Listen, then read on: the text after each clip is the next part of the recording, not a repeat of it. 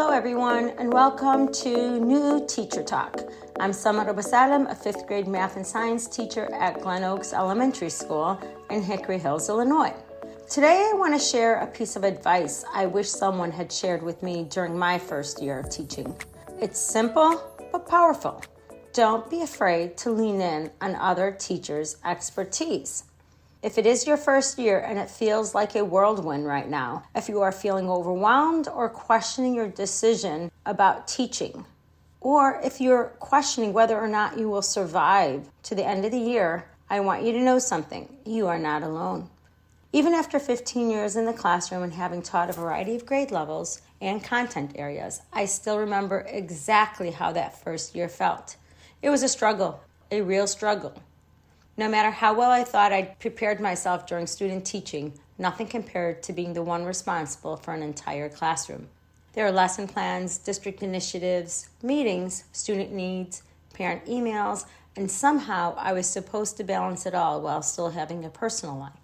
I'd stay after school for hours planning lessons, curating material, scraping things that didn't work, trying something new the next day, and trying to make every detail perfect. And then, of course, I'd go home to more planning while juggling dinner, my family, my own children's schoolwork, games, and after-school activities. Plus, all those million little things that life throws at you. Honestly, it was exhausting, truly exhausting. And looking back, I realized it really didn't have to be that way. Part of the stress was my own doing. As always, I set the expectations high for myself, always trying to be a bit of an overachiever. I wanted to prove myself. I didn't want anyone to see what I didn't know.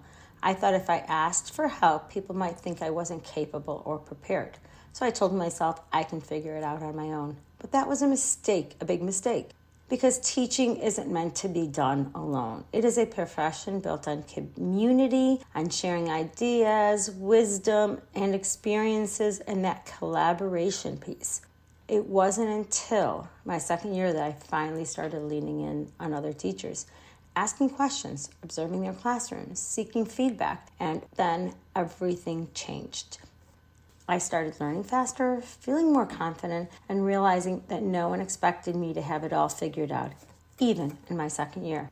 The teachers around me wanted to help. I just had to ask. So here's my advice to you. Ask for help. Lean in. The experienced teachers in your buildings, the ones who seem so calm, so organized, they've all been where you are. They've made mistakes, tried new things, and learned what works. And most of them, they're happy to share what they have learned. Start with your mentor teacher. They're there to support and guide you, not to judge or evaluate you. I wish someone would have shared this with me. Chances are your mentor was paired with you because of their experience in your grade level, content area, or their ability to mentor effectively. Use that connection. And if your school doesn't have a mentoring program, reach out to your grade level team or even a teacher in another grade level who inspires you. But here's the key. Be intentional. You don't want it to be a session to vent about being overwhelmed. It is okay to be honest about being overwhelmed. I'm sure even that teacher that you're going to for advice is also feeling a bit overwhelmed as well at this time of the year, except for they have the answers. When you ask for help, come with specific questions. Today I've broken down 5 key areas you may want to ask questions about: curriculum and planning, pacing and time management, classroom management, instructional strategies, assessment, and feedback. For curriculum and planning, here are some questions you may want to focus on. How do you break down the curriculum across the year to make sure you cover everything? What standards or units tend to take more time than expected? How do you decide what to prioritize when there isn't enough time for everything? How do you align your lessons with district pacing guides while still meeting your student needs? What are some must-teach lessons or activities that really help support student understanding of key concepts? How do you plan for differentiation in your lessons? Pacing and time management, these are 4 questions you can use. How closely do you follow the pacing guide and when do you adjust it? What strategies do you use to stay on pace during short weeks or testing seasons? How do you balance reviewing old material while teaching new content? How much time do you typically spend on a lesson before moving on?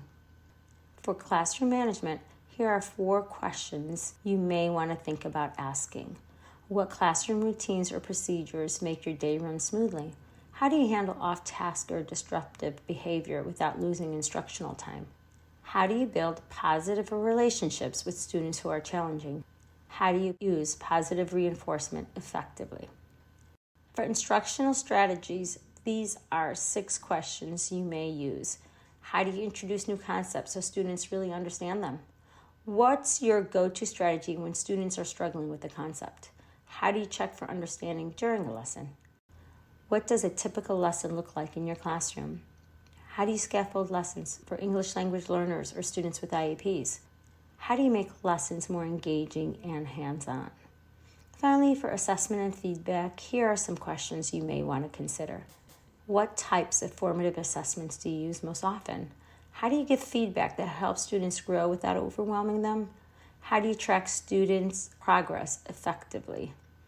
How do you handle reteaching? What's your approach to grading, especially for effort versus mastery? And what must be graded and what can I just check in? You may want to ask if you can observe them teaching a specific lesson or strategy in action, or to see the flow of their classroom procedures to see how they transition smoothly.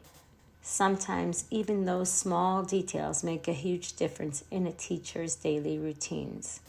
Remember, every conversation you have, every small piece of advice will save you endless time, frustration, and will add to your toolkit. And little by little, you'll find your rhythm.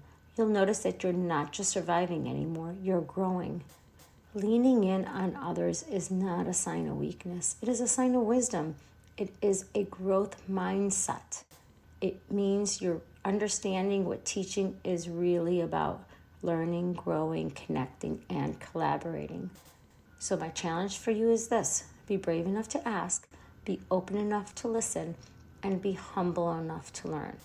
Because one day you're going to be the teacher somebody else looks up to. And when that happens, you'll remember what it felt like to be a new teacher and allow that teacher to lean in on you for support. You've got this, and remember, you are not alone.